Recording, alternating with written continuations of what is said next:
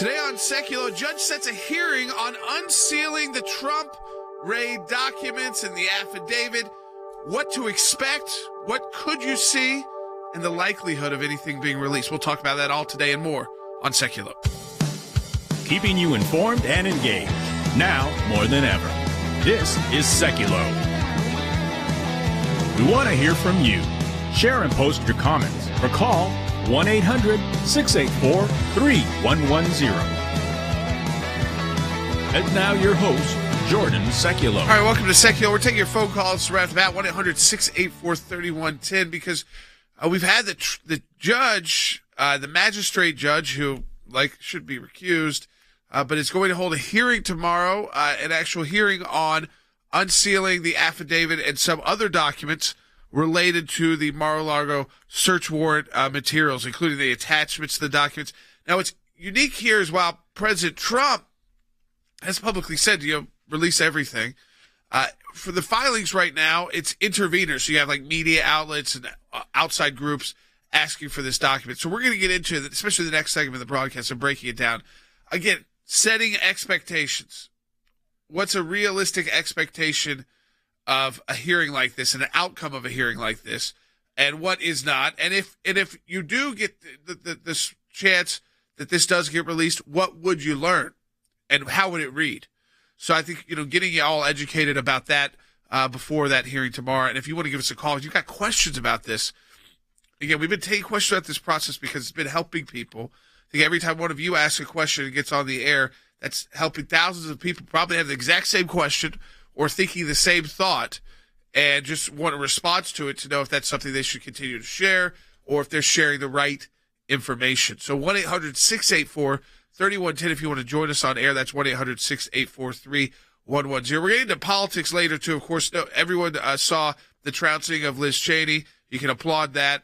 I think anybody that turns like that, again, against their party for their own gain, now not necessarily political gain, because you lost a seat, but to get this national profile, and of course to whether it's to become a liberal commentator or, and we'll talk about this later, a spoiler. Doesn't take a ton, doesn't take a lot. Now, it takes you have to keep your momentum up to be a spoiler, and you have to find some constituency. And if you're a Democrat, you still aren't a supporter of the Cheneys.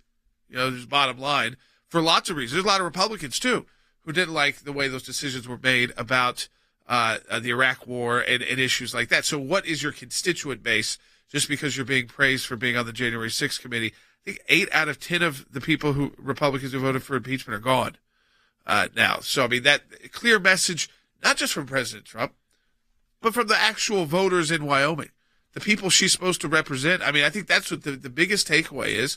She wasn't and is not, by sitting on the January 6th committee, just like Kinzinger, is not representing their constituents. And their constituents are saying, hey, this is not what I elected you for. This is not who I elected. So they're gone. The election process working, the primary process working the correct way to get rid of people who are not, whether they yearn for the day of this Republican Party. Well, oh, you mean when your dad was in charge of things? That's what you wish it was like, but except for it's never going back to that. A lot of new people in the party, a lot of new, it's a lot broader party, and a lot of new ideas about how we should engage the world and how we shouldn't engage the world and what resources, all those kind of issues. I think, again, it's not that she's somehow where the Republican Party is. The Republican Party left these people behind a long time ago. There's only a couple left. They're both on that January 6th committee, just trying to stir up trouble and make it all about Donald Trump. But keep in mind, yesterday's vote was as much about Liz Cheney, not representing her constituents. They didn't support impeachment. They didn't support the January 6th partisan committee. And they made that voice loud and clear. I mean, it was like 70-30, somewhere in between there. It was a trouncing, especially because it was an open primary and Democrats could get involved. But I want to take your question about this, the affidavit, the hearing tomorrow. 1-800-684-3110. That's 1-800-684-3110. Support the work of the ACLJ at aclj.org. And I encourage you to share this broadcast with your friends and family. We're trying to educate you throughout all of these different steps. And your calls and questions help us through that process at 1-800-684-3110. Be part of the show. A court hearing to determine whether to release the affidavit behind the search of Mar-a-Lago will take place Thursday. Trump himself took to social media and called for the immediate release of the completely unredacted affidavit behind that search at Mar-a-Lago. That affidavit, a sworn document that spells out the evidence and justification for a search warrant. The Justice Department opposes its release, arguing it would reveal specific investigative techniques and could even compromise the investigation. I think the best argument is he's not a defendant. I don't think he's ever going to be a defendant, but he certainly was the object of the search warrant. And if there was privileged material taken, if there was an overly broad search, then he uniquely has standing. I mean, the media has standing for a different reason, but the person impacted by the search uniquely has standing. So I am sure his legal team has thought this through. If I'm the judge, I think the best argument for releasing the affidavit actually comes from the person impacted by the search. What concerns me about this response is that Merrick Garland is not really offering even modest steps to assure the American people that this was not politically motivated. You can redact an affidavit. You can recognize that this is a unique, historic moment. You can acknowledge that people have legitimate concerns given the history of the FBI and DOJ in Trump investigations. Garland has basically done none of that. He just basically says, we're not going to give you anything beyond the warrant and the itemized list. I would say it was highly unlikely. As we can see, the DOJ is already saying that they do not want us to see what was in the affidavit. Usually that's to protect witnesses and other things that have been cooperating with the justice system. So while I would love to see it and understand why you would ask for a raid with a cooperating president, do I believe that this judge is going to reveal it? No, I do not.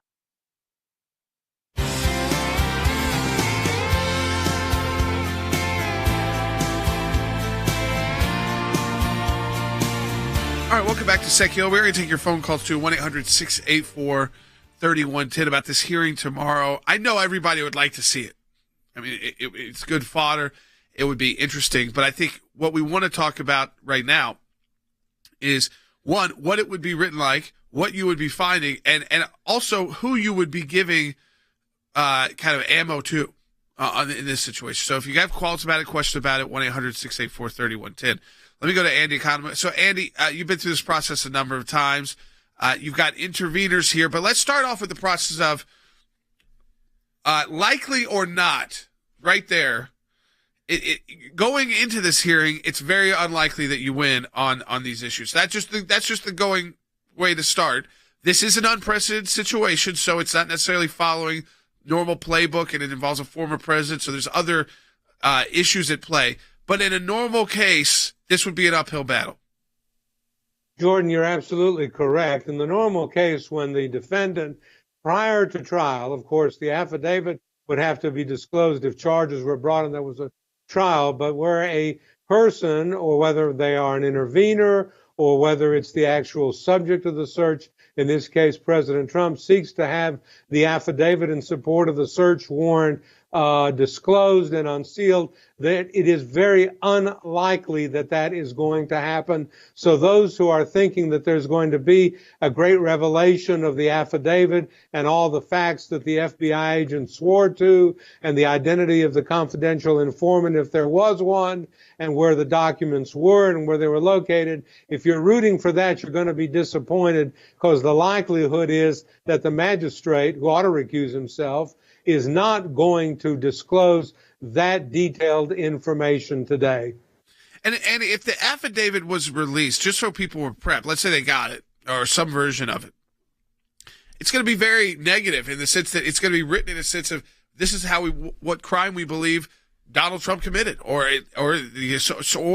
we'd find out if it was other people that they believe committed crimes. So it's not just about the witnesses and that info that want to keep that, but it's going to be written that way. They think that there was criminal conduct by these individuals, at least enough to get a search warrant and a raid on a residence. That's exactly correct, Jordan. This is a non-adversarial proceeding. When you go in to get a search warrant, you don't have the other side with you telling the judge, don't grant the warrant, judge. There's no basis to do it. The only person that the judge hears from is the government, or in my case, when I was with the government or with the state. and then we make it obviously as dark and black and terrible as we possibly can in terms of what the facts are, that how serious the crime is and how important the documents are and how they're going to be secreted and stolen and dissipated and squandered if you don't grant this, Judge. And so it's going to be a very dark picture painted by the government and not at all pleasing to the president or favorable to his side, because he doesn't get to be heard. The only person who gets to speak at a search warrant application hearing is the government, and it's going to, as I've heard the term used, cherry pick the worst of the worst to convince that judge that there's probable cause to believe that alleged crimes have been committed. Let's go ahead and take a call. We got a lot of calls coming in. If you want to be on the air, also 1-800-684-3110. That's 1-800-684-3110. Aaron's calling in California on line 1. Aaron, welcome to the broadcast. You're on the air. Hey, guys. Thanks for taking my call. I wanted to make a point. Jay made a good point on a previous broadcast. He asked, why didn't the FBI and DOJ ask for a special master in this case? If they had found out that Trump had incriminating documents relating to the FISA warrants during Russiagate, et cetera, could the FBI and DOJ tie up those documents in a quote-unquote ongoing investigation and therefore make them inadmissible in a criminal case if Trump wanted to bring that forward? Yes, I mean, and again, this goes to and I think Aaron gets to the point of, a lot of people don't think that this has anything to do with basic, just classified documents. It's not really about the fight between the National Archives and a back and forth there, and about what documents they want, what documents they shouldn't have.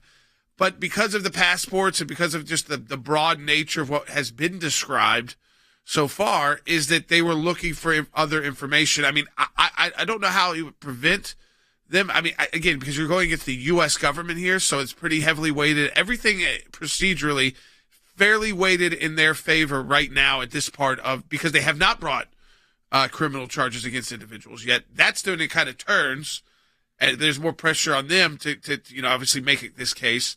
It's not as tough of a case to get a search warrant, and what like you said, what you put in the affidavit wasn't being tested in court the same way it would if you actually try to bring charges against someone. So I think that's what we're actually looking at here is, does this have to do anything with the actual archives, or is this really about just what could we find about Donald Trump that we could use against him?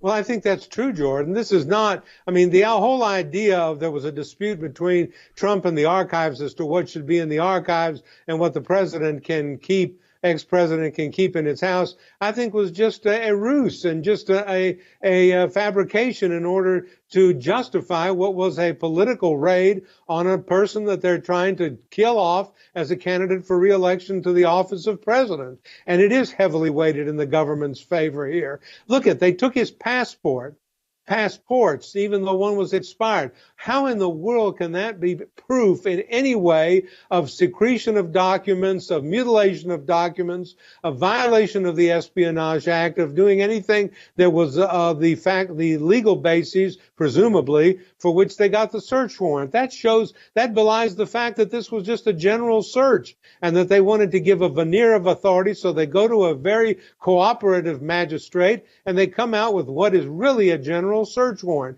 taking the president's passports. How ridiculous was that? What evidence is that of the commission of any crime cognizable against this former president? None. All right, you want to continue on with some calls or get some comments? Comments are coming through on Rumble, on YouTube. A lot of these comments are related to the elections that happened last night. We'll take some of those a little bit later, but there are some that come in specifically about this situation. So this one came in from Joe on Rumble. He said he thinks the judge will never release the affidavit. The judge signed off on the shady documents. It wouldn't be ashamed of how absurd their allegations are. Yeah, I mean, listen, it is this judge under a lot of pressure because of the recusal issue. He recused himself from an earlier case involving Hillary Clinton, Donald Trump, and then didn't recuse himself for the search warrant. Now we're having the hearing under a microscope now. Yeah, he's under a microscope every move he makes. That's why, again, expectation level. It's very tough to predict because this is unprecedented. If it was normal, like we laid out, it's an uphill battle to get this released at this point.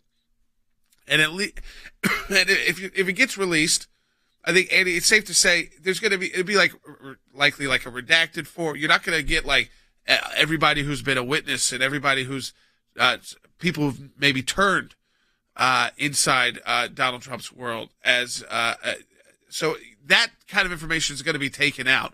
I don't think we'd get that regardless if there's anything released. No, I think you're right, Jordan. If anything is released, it's going to be a piece of paper with black magic marker all over it, redacting everything that is juicy and good and interesting, and that would be helpful to the former president. The names of the CI would be redacted. The allegations of details with respect to the investigation would be redacted. You're going to get what we get when we do FOIA requests, a bunch of black pieces of paper with everything redacted. So don't expect some great revelation coming to the general public or to the former president out of this hearing today. It's just not going to happen. Yeah, I think and again, just expectation level, whatever they do release, and I understand the president's in favor of it, I just want you to be prepared. If anything does get released, it's going to be nasty. It's going to be accusing him of a crime or other people around him of crimes. Right off the bat, this is what they would use to arrest you. So it's not going to be like, we tried to do this. It's going to be, as Andy said, as scary and as incriminating as possible, because this is their opportunity to do it without the pushback. Then you start putting in the pushback, and obviously everything changes. But I just want to set your expectations. I know people, too, got rebel comments about Alaska, their voting system. We're going to get into all of that a little later in the broadcast as we work away. So we're going to get into politics. The Wyoming vote obviously was very clear. Liz Cheney is gone as the congressional member, as the House member for Wyoming, but is she actually going to be gone from the political process? And again, don't write off these spoilers who are just angry at the world and what they could cause, the trouble they could cause. And she's still causing trouble right now. The January 6th committee trying to make it look bipartisan with her friend Adam Kinzinger, who he didn't even try to get in his primary. He knew he was not going to win. Yeah, she's got basically half a year left to try to disrupt as many things as possible, plus what her future could hold. And look, she's already teasing it herself, and I think that's something that she said is a spoiler. We're going to break that down a little bit more, what that means and what that could look like. I got a lot of comments, including from my friends in Wyoming last night, saying the lines were insane to vote. People were excited to get out and have their voice heard. But what does that mean for the future? What does that mean in 2 years? We're going to talk about that. You can get your calls or comments in right now. There's a couple lines open, 1-800-684-3110. Also, if you're watching on social media, make sure you share this post. Share it with your friends. We're live right now, and you can also put in your comments or your questions. We'll take some of those on the air as well. Support the work of the ACLJ at aclj.org. And hey, Jordan and I have a big, exciting announcement tomorrow. Just a little tease for that.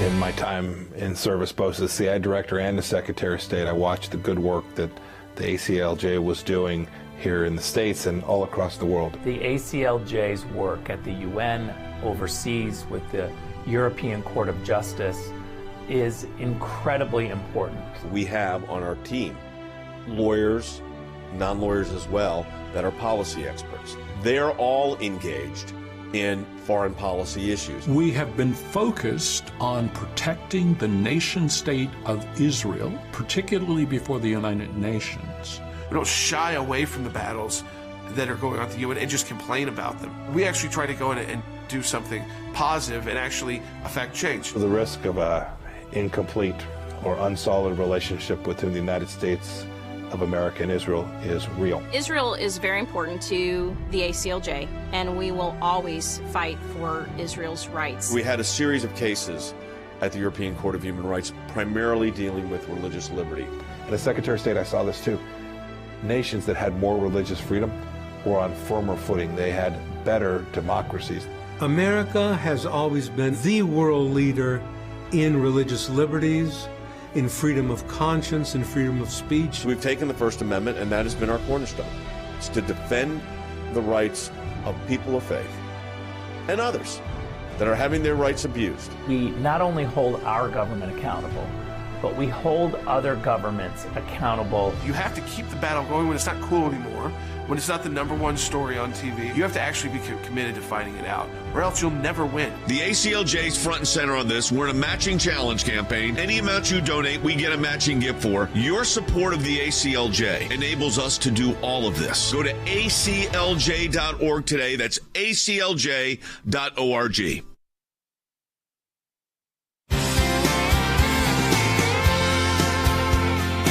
All right, welcome back to Sekulow. We're taking your phone calls to 1-800-684-3110. So I think, we walked through, we're going to continue to take your calls on that affidavit, but I just wanted to walk through, get you up to speed, because there's a lot of moving parts to this continuous story, and I don't want you to have bad information with the legal process. But also, I don't say, like, if you were betting, and usually this would be a 9 out of 10 or more than that, probably 99% of the time, this gets denied.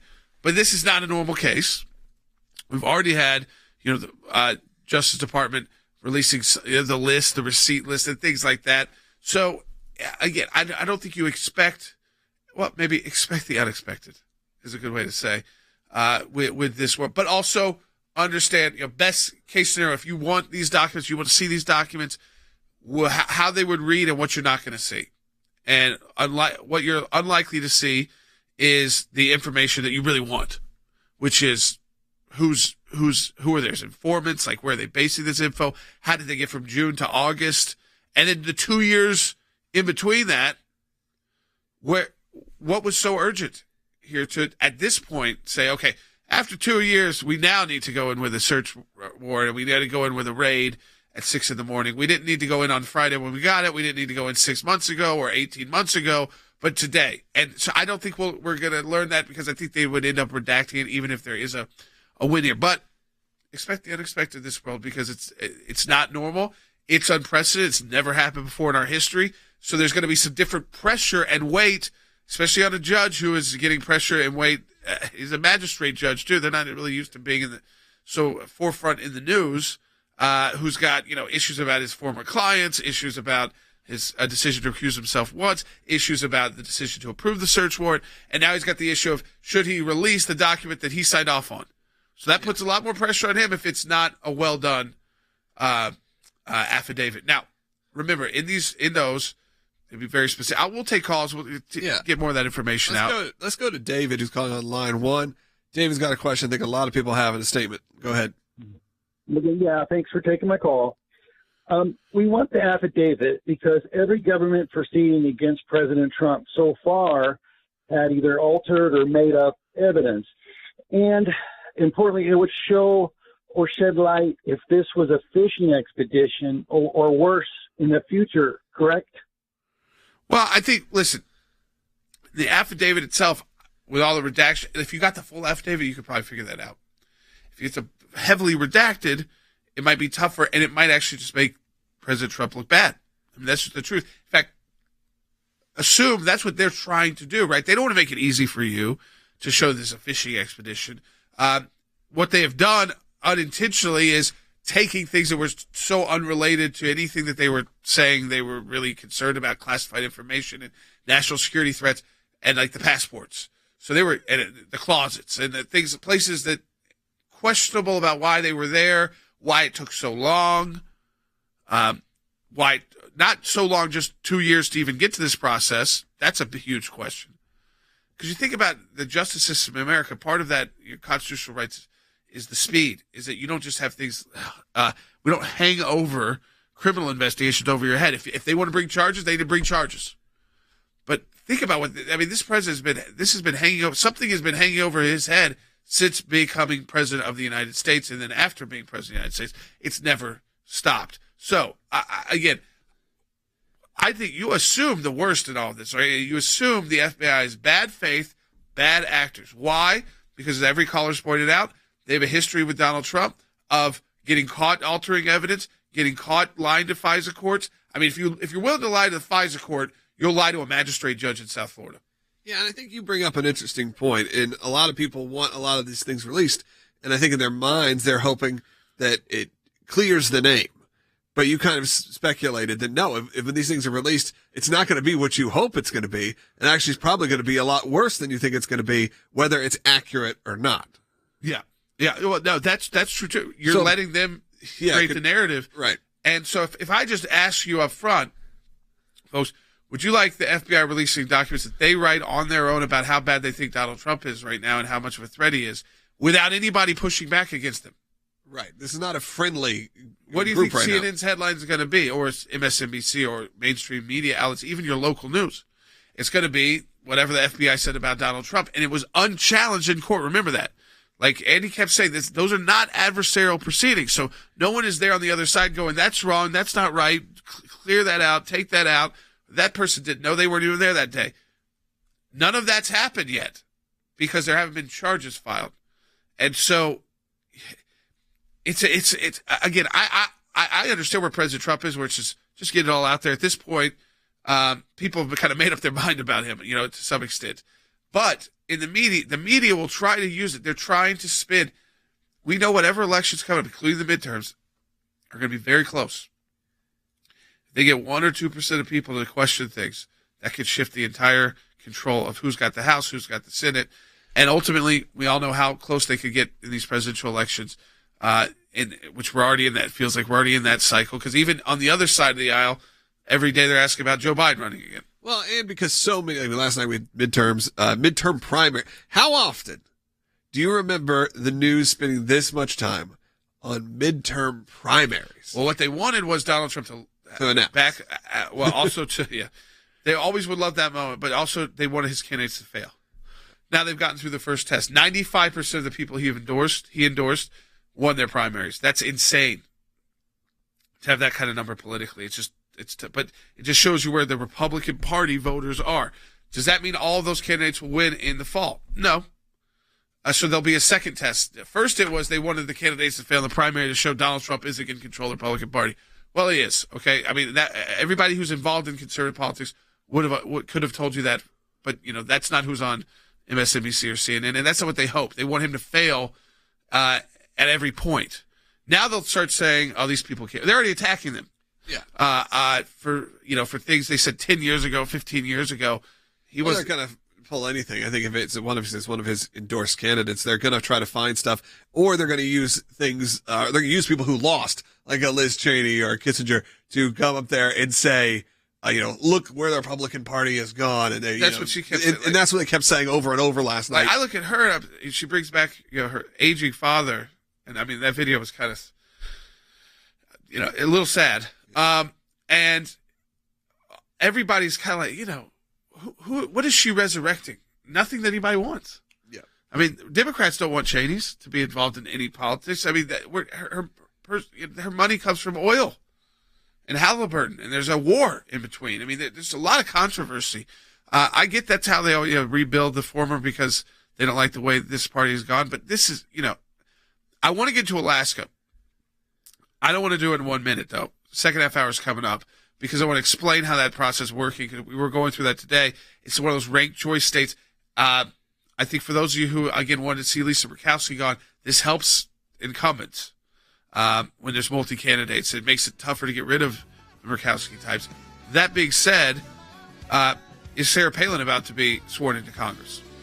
Like in a few days, once they figure out this voting. That's a possibility, too. So we'll walk through that, where that process is. When we come back, the second half hour of Sekulow coming up. We'll take your calls to 1-800-684-3110. Take your calls. And what's the future of Liz Cheney? We're going to go over that. Made some pretty interesting statements, as we kind of teased earlier. May not be the last you see of her and her attempt to make sure Donald Trump is not, again, president of the United States. Those are her words, not necessarily even ours. 1-800-684-3110 to have your voice heard on the air right now. 1-800-684-3110. Second half hour coming up. If you don't get us on your local broadcaster, find a streaming link right now on all of our social media platforms, YouTube, Rumble. We'll be right back.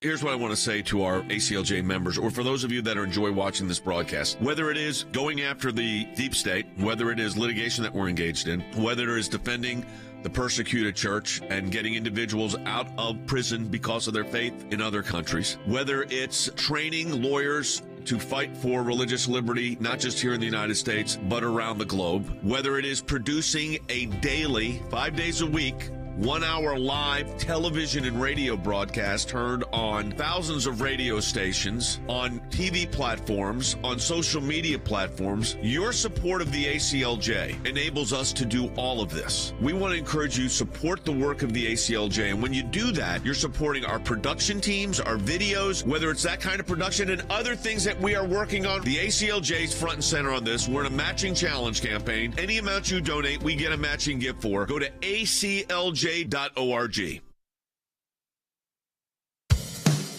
Keeping you informed and engaged, now more than ever. This is Sekulow.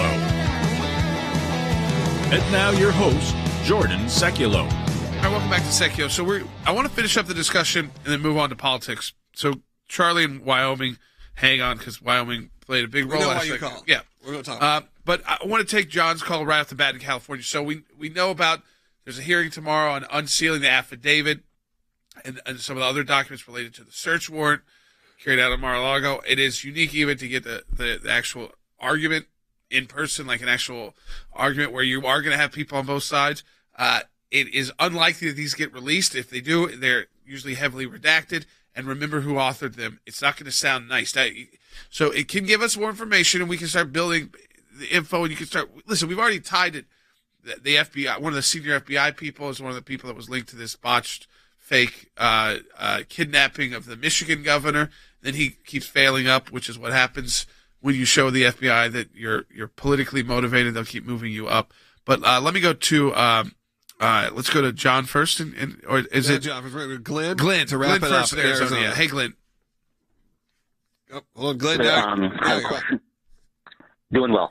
So I read everything about the FISA courts, and if people remember, the DOJ and the FBI were working with the CIA at that time. So my question is, how is it now the DOJ and the FBI are working with the Secret Service so Trump has Secret Service agents, and he believes that they're there for security. My question is how likely it is, because they lied during the FISA courts with the Steele dossier and unverified information. So are they doing the same thing now, what they did at the FISA courts, using government agencies? And my question would be this: are they using the CIA, who are there as security for Trump, who and have Trump believe that they're there for security, but they're there as actual moles for the government that they're using? I don't know, but that's what I've been. Yeah, I get what you're saying, Glenn, because there's already been reports that there might have been Secret Service agents involved. Listen, we've seen Secret Service agents over time turning on. They write books. I mean, they're humans, and so their job is to be above and beyond all politics and all concern. Their job is to protect the commander in chief, their families, and then even the post presidency as well. And that's normal, but we have seen Secret Service agents turn. They turned against Hillary Clinton. They certainly could turn against Donald Trump. And there were already reports about that. I think that's different. Turning one agent is different than making up information. So that's a different step, or lying in a court document. I think what here doesn't make any sense is he has been out of office for almost 2 years. Why now is this urgent? Isn't this something that would have been urgent for 6 months at least? Like you would have figured this out like in 6 months or so.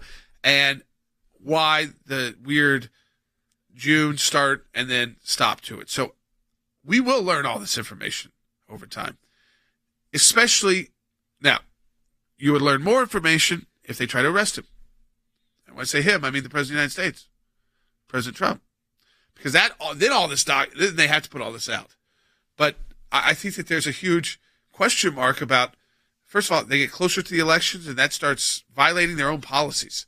They were 1 day away from violating their own policy on rating, even because he's involved in the political process, and it was 61 days from that process, and at 60 days they usually stop. And that's out from a primary. Then the general, you start looking at that, you're getting closer and closer to that as well. So 1-800-684-3110. We come back, we're getting to politics, Logan. Yeah. More, especially about, we know Wyoming will play some Liz Cheney. We got some calls coming about that. But also Alaska, where we see a Congresswoman Palin soon. Not have to wait till November for that, potentially. And what's happening there, why is it we don't know yet. And as well as Liz Cheney's threat to Donald Trump. Yeah, I mean, one of the top things right now trending on social media is the words Ross Perot. And there is a reason for that. And whether that is Liz Cheney, whether that is Andrew Yang, there are people out there ready to disrupt. There are people out there ready to do some damage. And like it or not, it could be a very interesting time of what the future may hold for these previously failed candidates, but what they could do to disrupt a future potential, even, let's just say, future Republican president, not even specifically Donald Trump. Give us a call right now, 1-800-684-3110. We'll have some bites. We'll play stuff about it. We'll come right back, 1-800-684-3110. Thanks to your support of the ACLJ, we have had many victories. The report is coming out. It shows that not only did Tea Party groups get more scrutiny, but so did a host of other conservative groups. It was something that no one could believe our government was even capable of doing, and now they were admitting it. It's one of the most significant wins in the ACLJ's history. To take on the IRS and win, for the ACLJ, life has always been a top issue. Barbara, I am here at this site because there are thousands of people and millions across America that say abortion's murder. When you're fighting for the life of the unborn, you're on the right side of history, you're on the right side of law. These are young people in their 20s and 30s that are doing this, are fighting for life to beat back the abortion juggernaut. It's very important that we remain hopeful that the courts that the Trump administration was able to impact will give us good rulings that are based in law and sound reasoning. This is one of the social issues we're winning. There are historians that point out that religious persecution is at its highest level since the first 3 centuries when the Roman Empire led religious persecution. A mid-state pastor's family is fighting to bring him home. We are getting my husband after 7.5 months.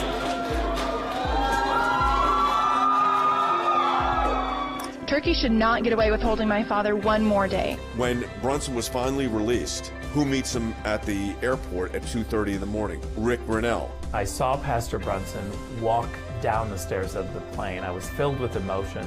I told him that we were praying for him. The American people never forgot about him. I'm thankful, I'm grateful, and actually I'm astounded.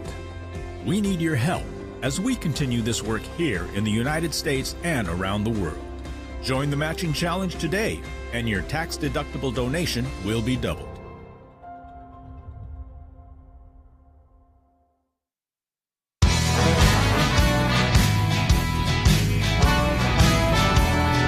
All right, welcome back to Sekulow, 1-800-684-3110. I want to take Charlie's call right away. Charlie's been hanging on in Wyoming. So, Charlie, I want you to tell. So, I'm assuming you voted yesterday, maybe you voted early. What was it like yesterday when you voted in Wyoming? Oh, it was really busy up here. I live in Cheyenne. I went to vote just to keep the Cheneys out. That was my own, I think more of us need to stand up and get out there and vote against these evildoers across America. And the thing is, I mean, she doesn't, when you get beat 70-30 or however it will finish out, 40 points, it is, you're a Wyoming, you're a citizen of Wyoming, a Wyoming voter. She was not representing where the majority of people from Wyoming are politically, not just Republicans, but the entire state. That's correct. And, the minute I hear somebody bashing Donald Trump, you've lost my vote right off the bat. I don't want to hear you anymore. Donald's not even in the presidency seat right now. And I think I speak for hundreds of thousands of us across the United States. We're tired of the dirty politics, the monkey shines, and every time they pull these... This is what I think, too. Everyone that hears Liz Cheney, it's specific to her, too. Maybe not as much Kissinger. But people wanted her dad to go to jail for war crimes. Because he was the head of an oil company and has started a war in Iraq, and the oil company got involved in Iraq. And they're saying this was blood for oil. Remember all of that? These are the same people. I think she forgets. A short memory. And they'll use you for their politics. They'll use you to be the Ross Perot. But that doesn't mean they're not going to dump on you at the end of the day. And ultimately, I think that's what you have to be concerned about, is that Liz Cheney is no longer operating in reality. You take a listen, when you get beat 70-30 for a House seat, you don't usually think, my next move is going to be, see how I do for the entire country. Since I can't even get my own constituents to reelect me, take a listen by 25. Are you considering running for president yourself? I will be doing whatever it takes to keep Donald Trump out of the Oval Office. Well, that's a decision that I'm going to make in the coming months, Savannah. I'm not going to make any announcements here this morning, but it is something that I'm thinking about, and I'll make a decision in the coming months. Okay, so here's where it gets, though, you have to be realistic, too. You can dump on Liz Cheney all you want, and I understand why. But it doesn't take a lot of votes. So you say, what is her profile? What is her protest votes to swing elections right now? She says her goal is to do whatever it takes to keep President Trump from being, seeking office once again, being reelected. And that is interesting because she's not even saying, she's being very upfront. I feel like it's saying, look, I know that there's almost no chance I'm going to win.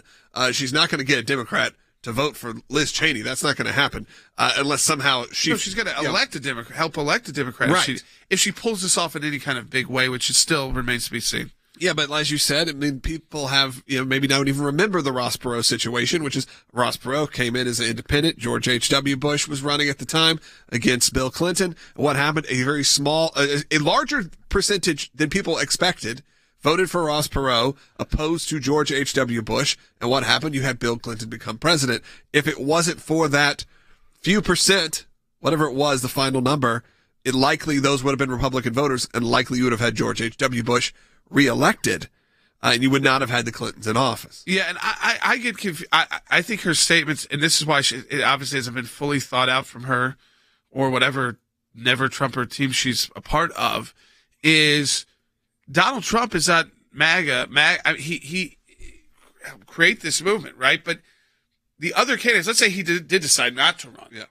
Okay. The likely next candidate is a very Trumpian candidate. Yeah. Is she going to be, because she also talked about the Republican Party, that you need to take back the party. Because I don't think anybody who wins the primary, if you take Donald Trump out of it, is somewhere in the MAGA world. Yeah. If you look at who are the likely, let's say even top 10 right now, there are people who, we've been affiliated with, people you've heard that are on those lists, those names that come up now. There's obviously no one has announced yet. That is a bit of a concern, like you said, because is this just going to be someone who comes in just like, look, you have the Andrew Yang situation right now. A lot of people who were ousted, he was ousted from being a Democrat. She's essentially being ousted from being a Republican. They're stuck in the they're not stuck in the middle. They're stuck in a weird spot where, maybe they have more moderate views, or maybe with Liz Cheney, she just specifically has a vendetta against President Trump. That puts them in a really odd spot. And again, I had friends in Wyoming as well that said there's no one that lives where they live. And it was packed to vote at 6:00 in the morning, just to get in line to make a statement in a primary. That's what we're talking about. I mean, you look at someone like a Beto O'Rourke who's run for president before, or who wants to potentially run, who lost, but he lost in a very highly contested race at the time. He at least was the Democratic nominee. Yep. That is not the situation with Liz Cheney. She gets destroyed in the primary because her own people say, this is not what we want.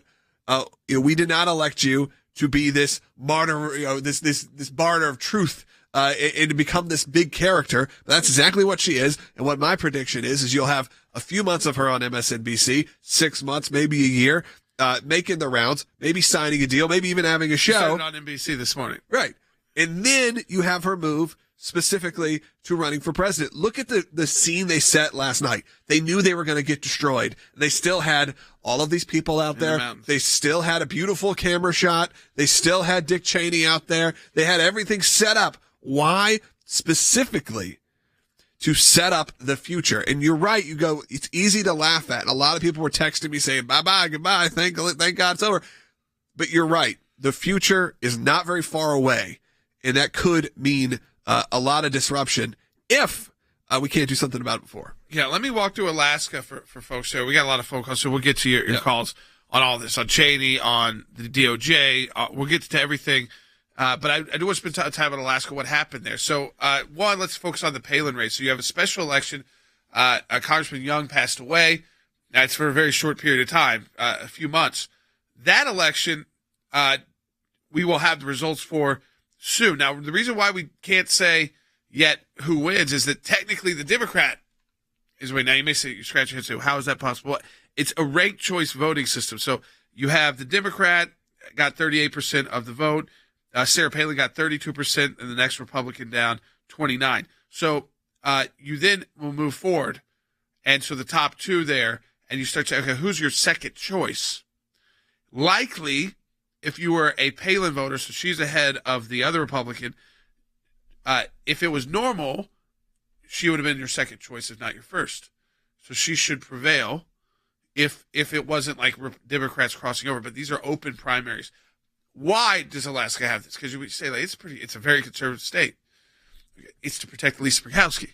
They changed party rules because it makes it a lot tougher to take out Lisa Murkowski because she might not be your first choice, but likely if she's one of only 2 or 3 Republicans running, gets to be your second choice maybe because you picked the name you know. So if your candidate has a win, or even for Democrats, their second choice, and then it becomes much tougher for her Republican opponent who got the second most votes and only by a few percent. So it's definitely not over. But when people say, why is it so tough to get rid of these people like Murkowski, they've put in voting systems that really protect incumbents. So that's not as much at play in the Palin race because that was an open seat. I would love to see Sarah Palin back in Washington. I've donated to her campaign. I think because she was never in Washington, D.C. She ran for office, had the profile. I think that kind of leadership, I think, would be good, too, for a lot of the younger Republicans coming up who are very vocal. I think having someone like her who's been through it, personal attacks, politics, maybe harder than anyone. Presidential campaigns. It's good guidance, too. And, again, I think that most Republicans would welcome someone like that in Washington, D.C., and it looks like the Alaska voters. But that's why we don't know yet. They have to tally up those votes, tally up your second choice.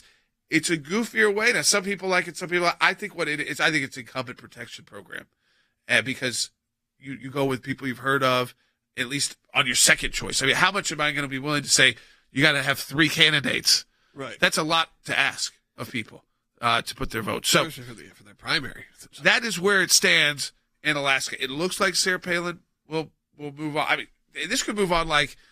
They said like how soon? It could be like Monday swearing in once they figure it out. Yeah.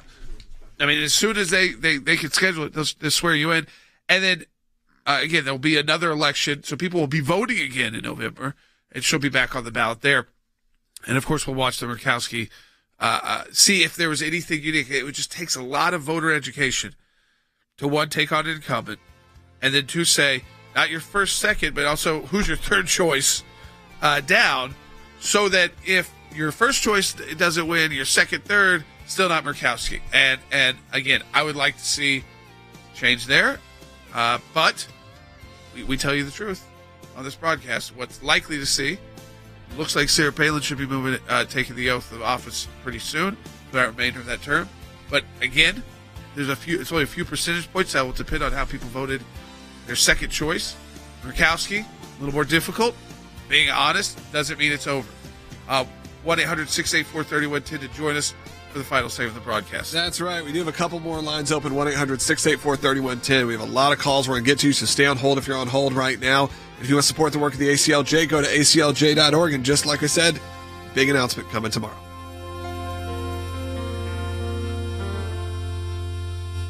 A court hearing to determine whether to release the affidavit behind the search of Mar-a-Lago will take place Thursday. Trump himself took to social media and called for the immediate release of the completely unredacted affidavit behind that search at Mar-a-Lago. That affidavit, a sworn document that spells out the evidence and justification for a search warrant. The Justice Department opposes its release, arguing it would reveal specific investigative techniques and could even compromise the investigation. I think the best argument is he's not a defendant. I don't think he's ever going to be a defendant, but he certainly was the object of the search warrant.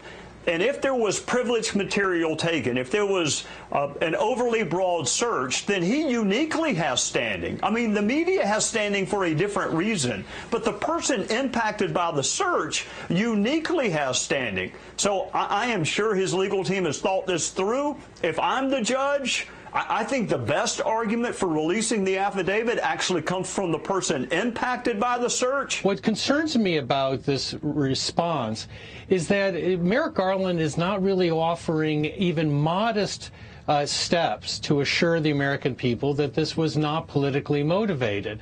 You can redact an affidavit. You can recognize that this is a unique, historic moment. You can acknowledge that people have legitimate concerns given the history of the FBI and DOJ in Trump investigations. Garland has basically done none of that. He just basically says, we're not going to give you anything beyond the warrant and the itemized list. I would say it was highly unlikely. As we can see, the DOJ is already saying that they do not want us to see what was in the affidavit. Usually that's to protect witnesses and other things that have been cooperating with the justice system. So while I would love to see it and understand why you would ask for a raid with a cooperating president, do I believe that this judge is going to reveal it? No, I do not.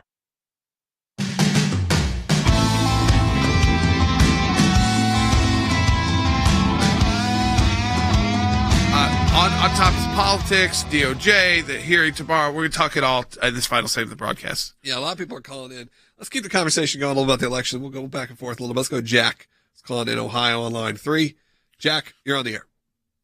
Hey, thanks for taking the call.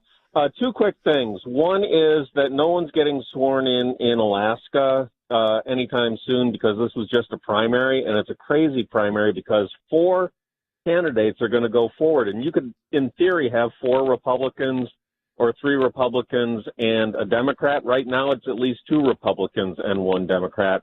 And it's very possible because of this crazy jungle primary that no Republican's going to get the congressional seat. Some Democrat will take the whole thing because the Republicans are split. Okay, so here, just because I don't love this system either. I think it's kind of goofy. It's not my favorite. I know one's ever pitched it to me. It's a lot of states with smaller populations doing this. In the special election, still, the Republican votes get tallied, and your second choice. So the Democrat is kind of stalled out at 30-something%. The Republican, if you're Palin, you've got another 20% to be, or the other candidate, other Republican candidate. I'll always not spend time on him. I just don't know a lot about him. But he was only a few points behind. If he's also people's second choice, they're going to put all those votes together. They will outweigh the Republicans. Same goes for in November. I think the only places that gets goofy is that there's a ton of crossover, and I don't think we're going to see that. That's not usually the issue with ranked voting, is that you get a party that you wouldn't want. It's that it helps protect incumbents, and because you have to get, it's tougher to get them out, because they don't have to come in first. They can come in first and second and basically keep their seat. But in the Palin case, technically, if in your view, it's not done because you have to go to the second votes. So it is you got to wrap your head around it. It is definitely special election and a primary. Yeah, she was on 2 different. You're voting for the final 3 months of a congressional term and a primary, which is 2 different things. Yeah. So if she was to win, but it's very confusing. They're both ranked choice. Even the primary is open. Yeah. So it's not like a Republican only primary. I think that's where it gets confusing to folks, and understandably, because in most of our states we don't have this. All right, let's move on because it's just such a mess. Yeah. And I apologize to people of Alaska. Let's move on. Let's go to John, who's calling in California. John, this kind of takes us back to our earlier topic, but I want to make sure you've been on hold for a long time that we get to you. John, welcome. Okay, thank you for taking my call. Kash Patel was on Fox News, and he said publicly that he was there with Donald Trump when he declassified all those documents. So that should knock out all this talk that's going on about this and that on Trump. If it's declassified, he's innocent. Here's why it doesn't knock out, though, because we're truth tellers. Okay? And Rick Riddell's part of our team. He's talked about this, too. He did a lot of big declassifications when he was acting director of national intelligence. Kash Patel was a deputy there for Rick. So he's involved in the National Security Division at DOJ. He is very familiar with this, and I think he's telling the truth. That's never been tested in court. Okay, now, it is broad power that the president can declassify by going up on stage while they're president and reading it to you. They could read out whatever secret they wanted, and it's declassified. Whether or not you can do that in front of your staff just hasn't been tested in court. So if you get a bunch of people say, yeah, he declassified all this information, in court, are they going to be willing to try and make a distinction, say, you must have this process, even though that's not mandated by any law, like laws. There are processes to go through to declassify if you're not the president, but the president has broad declassification power. It hasn't been tested in court. Doesn't even mean that courts will necessarily want to get involved. Yeah, and it depends. Obviously, you have a lot of people who don't like President Trump and can just say, "Well, no, he didn't," and then you have a whole that's thing. The whole back and forth that you're seeing on from the Democrat strategists is we'll take that to court.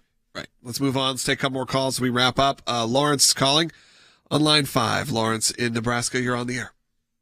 Thank you for taking my call. My question is, let's move down the road a little bit. 2024 February. Trump's in the office. He won the election. Can he come back on Pelosi for the 2 false charges she had for impeachment, for the dossier, Liz Cheney for screaming on TV, acting like a total maniac? No, I mean, they can scream on TV. Pelosi was not the FBI bringing forth the dossier. I do think it's like retribution. You're not really supposed to. This is not the way we're supposed to have politics in the United States. I think that the Democrats have opened up a dangerous new world.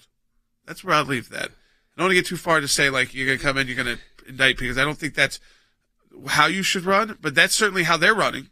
I mean, they have DAs. You got Letitia James in New York literally ran on, I'm going to go after Donald Trump. Yeah. I don't have any special info on that. It's like when the people get asked in the street, he's a criminal, What did he do that was criminal? The committees start looking very parliamentary. They'll start looking like the UK, where people are yelling and screaming, but in an American way, which is a nastier way, if you want to be, or it's a little bit more we're litigious. Upfront. Right. We're litigious as a country. Because we're a much more fair and equal country than a lot of these European countries that made it more difficult for the common man, the normal person, to just bring a lawsuit or challenge. We're a country that makes it very easy. You don't even have to have a lawyer. You can represent yourself in court. You don't have to go through barristers and solicitors. So though, they have that kind of pressure where Boris Johnson's gone. I don't even really know who's currently the. He's not going to jail. Even though they were investigating him for things. But it's a crazy system to where that is a different way to do politics, but starts becoming this almost what becomes a show, and it becomes less of a whether it was Brexit, whether that was Boris, it becomes this way. And I feel like we've taken some of the elements of that, maybe the worst elements of that, and then incorporated that into our own Congress and Senate and all the hearings, and it becomes this showpiece, which could lead to more destruction because we're not used to this as a nation. Like you said, American politics it was always nasty. I think we are under some false, hope that it wasn't nasty. It's been nasty since the pretty much founder of the country. Yeah, politics is always like this, but it is a bit different now to see these kind of things happen within Capitol Hill. Let's go to Robin in New York. Be our last call of the day. Robin, you're on the air. Good afternoon. Thank you for taking my call. I'm a former police officer, long retired. It seems to me that, at least on the federal level, there seems to be the division between and boundaries between law enforcement, prosecution, and the judiciary. It seems to be being erased, and it's almost like it's becoming its own branch of government. Do you see this as happening? The deep state. This is what we're talking about, the bureaucratic state that has become in itself the government, and then you elect politicians and they come in. As long as you play their game, they'll let you do what you want. But suddenly you start questioning them, and you got Jim Comey leaking documents, you get a special counsel, you get 2 impeachments, you get your house raided. Yes, they have entrenched themselves as their own government entity, and it's like the politicians. Remember Chuck Schumer's statement? Don't you take on the CIA? Don't even question the CIA or FBI. They'll take you out. That is not American. It's not right. But we also have to deal with reality. It is a reality that they're so entrenched in Washington and throughout the federal government. We just gave them 87,000 new employees to hire just at the IRS. Imagine 87,000 new officials to come after you. So they're just getting bigger and bigger, which makes it more urgent to have bold leaders willing to take them on. But look at the price you must pay to take on the entrenched bureaucracy. Support the work of the ACLJ at aclj.org. Throughout this week, I think getting all this information to you, helping you out throughout this process so you have the right info. ACLJ.org. Donate today. We'll talk to you tomorrow.